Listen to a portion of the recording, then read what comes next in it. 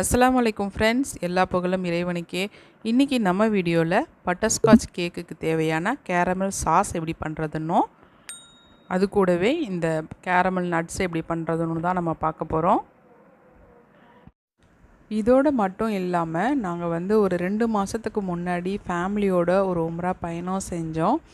அந்த வீடியோவையும் இதோட நான் இணைச்சிருக்கேன். இது என்னால் மறக்கவே முடியாத உம்ரா பயணம். இதில் நிறைய பரபரப்பான விஷயங்கள், திக்கு திக்கு அப்படின்னு இருக்கும்ல, அந்த மாதிரி விஷயங்கள்லாம் நடந்துச்சு. நான் ஃப்ளைட்டு ஏறுற வரைக்குமே அது எல்லாத்தையுமே நான் இந்த வீடியோவில் சொல்கிறேன். ரொம்ப இன்ட்ரெஸ்டிங்காக இருக்கும். ரொம்ப பரபரப்பாகவும் இருந்துச்சு. அதெல்லாம் என்ன அப்படிங்கிறதெல்லாம் நம்ம இந்த வீடியோவில் ஒன்று ஒன்றா பார்க்கலாம்.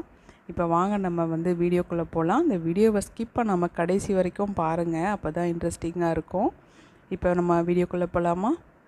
ஒரு பேனை ஹீட் பண்ணிவிட்டு அதில் ஒரு 1/4 கப் அளவுக்கு முந்திரியும் பாதாமியும் இந்த மாதிரி கட் பண்ணி சேர்த்துக்கலாம்.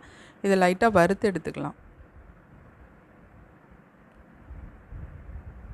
நல்லா வறுபட்டுருச்சு. இதை ஒரு பிளேட்டுக்கு மாற்றிட்டு அதே பேனில் 1/4 கப் அளவுக்கு சுகர் சேர்த்துக்கிறேன். சேர்த்துட்டு இதை நம்ம மெல்ட் பண்ணணும்.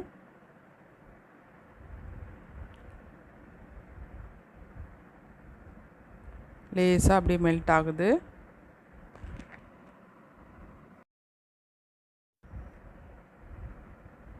இந்த மாதிரி மிக்ஸ் பண்ணி விட்டுக்கிட்டே இருங்க. இந்த மாதிரி வந்ததுக்கப்புறமா இதில் நம்ம பட்டர் சேர்க்கணும். ஒரு 2 டேபிள் ஸ்பூன் அளவுக்கு இதில் பட்டர் சேர்த்துக்கலாம். உப்பு இல்லாத பட்டராக சேர்த்துக்கோங்க.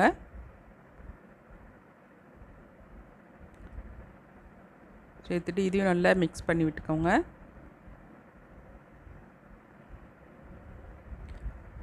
இதில் நம்ம வறுத்து வச்ச முந்திரி பாதாமை சேர்த்துட்டு இந்த மாதிரி ஒரு பட்டர் பேப்பரில் கீழே ஒரு பிளேட் வச்சுக்கோங்க. வச்சுட்டு இதை உடனே ஊற்றிடணும், இல்லைன்னா பேன்லேயே செட் ஆகிடும். இது ஆறட்டும். ஆறுனதுக்கப்புறம் பார்க்கலாம். நம்ம பட்டர் சாஸ் செஞ்சுக்கலாம். அதுக்கு ஒரு 1/2 கப் அளவுக்கு சுகர் எடுத்து நான் மறுபடியும் உருக்கிக்கிறேன். இந்தளவுக்கு உருகுனதுக்கப்புறமா இதில் ஒரு 50 கிராம் பட்டர் சேர்த்துக்கலாம். உப்பு இல்லாத பட்டராக சேர்த்துக்கோங்க.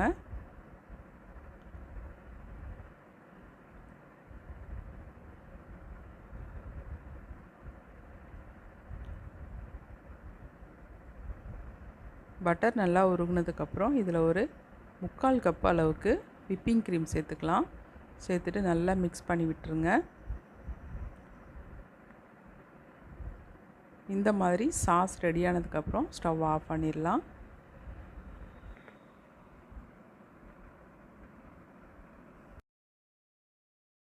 இப்போ நம்ம முன்னாடியே செஞ்சு வச்சுருந்த அந்த பட்டர்ஸ்காட்ச் பார்க்கலாம் எப்படி இருக்குன்னு. அழகாக எடுக்க வந்துடுச்சு பாருங்கள். உங்கள்கிட்ட இந்த மாதிரி பட்டர் பேப்பர் இல்லை அப்படின்னா நீங்கள் கவலையே பட வேணாம். ஒரு சில்வர் பிளேட்டில் எண்ணெயோ அல்லது நெய்யோ தடவி நீங்கள் இதை ஊற்றி வச்சிட்டிங்கன்னா ஆறுனதுக்கப்புறம் இந்த மாதிரி தனியாக வந்துடும். இதை நம்ம சின்ன சின்ன பீஸாக கட் பண்ணி மிக்சியில் போட்டு கொரப்பாக அரைச்சி எடுத்துக்க வேண்டியதான். அல்லது நம்ம உரலில் கூட இடித்து எடுத்து வச்சுக்கலாம். நான் மிக்சி ஜாரில் பொடி பண்ண போகிறேன்.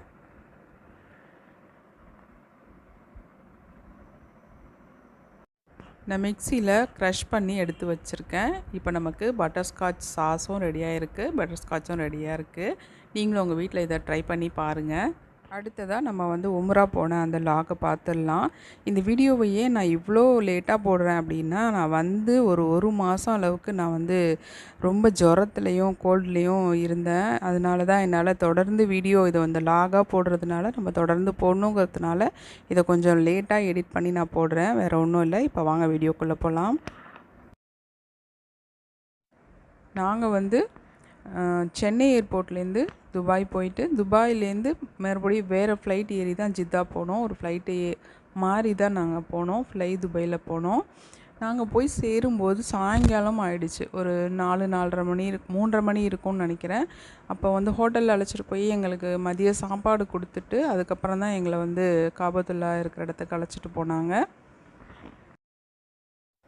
உம்ரா செஞ்ச அன்றைக்கி நான் எந்த ஒரு வீடியோவுமே எடுக்கலை. இது மறுநாள் எடுத்த வீடியோஸ் தான்.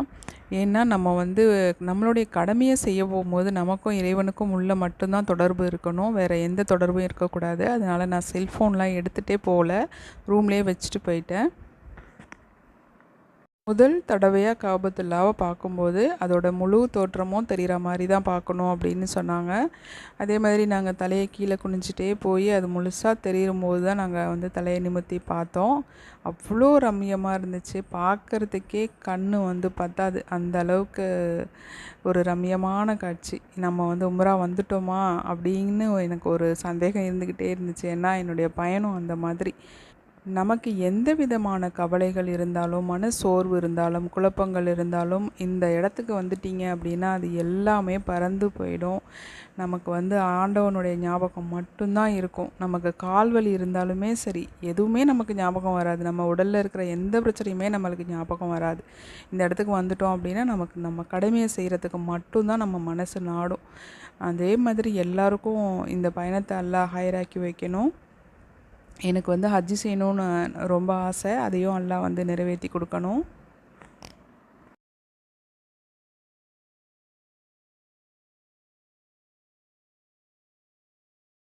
இப்போ வந்து தொழுகைக்காக பாங்கு சொல்லிகிட்ருக்காங்க. நாங்கள் தொழுகிறதுக்காக வெயிட் பண்ணிகிட்ருக்கோம். மக்காவில் வந்து நாங்கள் 9 நாள் இருந்தோம். மதினாவில் வந்து 3 நாள் இருந்தோம். மொத்த பயணம் எங்களுக்கு வந்து 15 நாள். அதில் வந்து போகிறதுக்கு 1 நாள், வரத்துக்கு 1 நாள் போயிடுச்சு. இந்த 9 நாளுமே வந்து நான் டெய்லி காபத்துல்லாவுக்கு போய் தவாபு செஞ்சுருவேன். 3 உம்ரா செஞ்சோம். அந்த 3 உம்ராலேயுமே தவாபு கண்டிப்பாக இருக்கும். அது தவிர நான் 6 நாளும் போய் டெய்லி தவாபு செஞ்சுருவேன். இந்த தொழுகைக்கு ஒரு தொழுகைக்கு போனோம் அப்படின்னு சொன்னால் 2, 3 வக்கத்தை வந்து அங்கேயே தொழுதுட்டு தான் நாங்கள் வருவோம். ஏன்னா கொஞ்சம் தூரமாக இருக்கும் ஹோட்டல் வந்து நம்ம தங்கி இருக்கிற ஹோட்டல். ரொம்ப கிட்ட இல்லை, ஓரளவுக்கு ஒரு கிலோமீட்டர் அளவுக்கு நடந்து போகிற மாதிரி இருக்கும். அதனால நாங்கள் அடிக்கடி ரூமுக்கு வந்துட்டு போகாமல் அங்கேயே ஒரு 3 வக்கத்தும் தொழுகிற மாதிரி அப்படி தான் நாங்கள் போகிறது. அந்த மாதிரி போய் நம்ம உட்காந்துருக்கும்போது நமக்கு எத்தனை முடியுமோ அத்தனை தவாபு நம்ம செய்யலாம். உடல்நிலை நல்லா ஆரோக்கியமாக இருக்கிறவங்க தான் உம்ரா செய்ய முடியும் அப்படின்லாம் சொன்னாங்க. அப்படிலாம் கிடையவே கிடையாது. மனசில் உறுதி இருந்தால் போதும், நம்மளால் செய்ய முடியும் அப்படின்னு உறுதி இருந்தால் போதும், கண்டிப்பாக செய்யலாம். அதுக்கு நானே ஒரு உதாரணம். எனக்கு வந்து ஸ்பைனல் கார்டில் வந்து ஒரு ஆப்ரேஷன் பண்ணியிருக்கோம். 2 தடவை பண்ணியாச்சு. உள்ளே வந்து ஸ்டீல் வச்சு ஸ்க்ரூலாம் போட்டு தான் பண்ணியிருக்காங்க. என்னால் வந்து பண்ண முடியாது, ரொம்ப நெருக்கமாக இருக்கும், அங்கெல்லாம் உன்னால் செய்ய முடியாது அப்படின்னு நிறைய தடவை போயிட்டு வரவங்கலாம் சொல்லுவாங்க. கூட்ட நெரிசலில் சிக்கினா உன்னால் செய்ய முடியாது அப்படின்லாம் எனக்கு வந்து பயம் காட்டினாங்க. நான் அதெல்லாம் வந்து பொருட்படுத்தவே இல்லை. நான் அல்லாவுடைய மௌத்து வந்துச்சுன்னா எங்கே வேணாலும் வரும்ல, அதை நம்ம வந்து தள்ளி போட முடியாது. என்ன வேணாலும் பரவாயில்ல அப்படின்னு சொல்லிட்டு நான் நடந்தே தான் தவாபு செஞ்சேன், செஞ்சேன், எல்லாமே நான் நடந்து தான் செஞ்சேன். எதுக்குமே நான் வந்து வீல் சேரை யூஸ் பண்ணவே இல்லை. ஏன்னா வந்து அந்த இடத்துக்கு போயிட்டோம் அப்படின்னா நம்மளுடைய வலிகள், கவலைகள் எல்லாமே மறந்து போயிடும். நான் ஏற்கனவே சொன்ன மாதிரி தான் நமக்கு உற்சாகம் வந்துடும் உடம்புல. அல்லாவுடைய நினைவு மட்டும்தான் இருக்கும், வேறு எந்த ஒரு ஞாபகமும் நமக்கு இருக்காது. நீங்கள் வந்து கவலையே படாதீங்க. அங்கே போயிட்டீங்கன்னா நமக்கு இருக்கிற எந்த ஒரு நோய் நொடியும் நம்மளை விட்டு போயிடுற மாதிரி தான் நமக்கு தோணும். நல்ல உடம்பு வந்து உற்சாகமாக வச்சுக்கோங்க. மனசில் வந்து தைரியத்தை உண்டாக்கிக்கோங்க. நம்மளால் இது செய்ய முடியும் அப்படின்னு நீங்கள் வந்து மனசை தைரியப்படுத்திக்கிட்டு கண்டிப்பாக நீங்கள் செய்யுங்க. ரொம்ப வயசானவங்க வந்து வீல் சேர் பயன்படுத்திக்கிறது நல்லது. ஏன்னா கூட்டத்தில் வந்து நம்மளை தள்ளி விட்டுருவாங்க. நம்மளால் கட்டுப்படுத்திக்க முடியும் அப்படிங்கிறவங்க மட்டும் நடந்து போய் செய்யுங்க. மற்றபடி வந்து துணை இல்லாமல் வயசானவங்கள்லாம் போகவே முடியாது. ஏன்னா அந்தளவுக்கு கூட்டம். ஒவ்வொரு பக்கத்துக்கும் ஒவ்வொரு நாளுமே நான் வந்து இந்த நேரத்தில் கூட்டம் கம்மியாக இருக்கும் அப்படின்னு நம்ம நினச்சிட்டு போவோம். ஆனால் நம்மளை மாதிரி நிறைய பேர் நினச்சிட்டு வருவாங்க போல இருக்குது.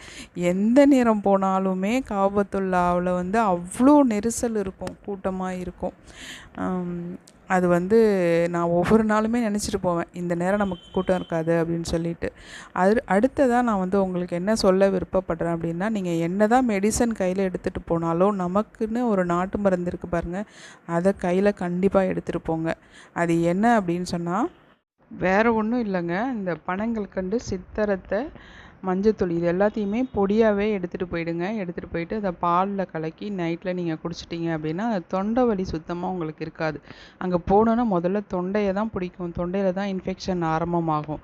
நம்ம போகிறது வந்து நம்மளுடைய கடமையை செய்கிறதுக்கு, நம்ம உடல் ஆரோக்கியமாக இருந்தால் தான் நம்மளால் அந்த கடமையை செய்ய முடியும். நீங்கள் வந்து அங்கே போய் ஹாஸ்பிட்டல் அப்படின்னு அலைஞ்சிட்டு இருந்தீங்க அப்படின்னா நம்மளுடைய கடமையை நம்ம ஒழுங்காக செய்யவே முடியாது. நிறைய பேர் வந்து ஹாஸ்பிட்டல் அட்மிட் ஆகிற அளவுக்கு கூட இருக்காங்க. என்ன தான் மெடிசன் எடுத்துகிட்டு போனாலும் நம்ம இதை எடுத்துகிட்டு போகிறது நல்லது. ஓகே ஃப்ரெண்ட்ஸ், நம்ம வந்து அடுத்த வீடியோவில் மீதி இருக்கிற டிப்ஸ் எல்லாம் பார்க்கலாம். என்னடா இவ தம்ப்லைனில் சொல்ல வந்த விஷயத்த சொல்லாமையே போகிறாளே அப்படின்னு நினைக்கிறீங்களா? சாரி ஃப்ரெண்ட்ஸ், நான் அடுத்த வீடியோவில் முதல்லையே நான் சொல்லிடுறேன் அந்த விஷயம் என்ன அப்படிங்கிறத. நீங்கள் தொடர்ச்சியாக பார்க்கணும் இல்லையா, அதுக்காக தான். வேறு ஒன்றும் இல்லை. சரி ஃப்ரெண்ட்ஸ், இதோட இந்த வீடியோவை முடிச்சுக்கிறேன். இன்ஷா அல்லாஹ் அடுத்த வீடியோவில் சந்திக்கலாம்.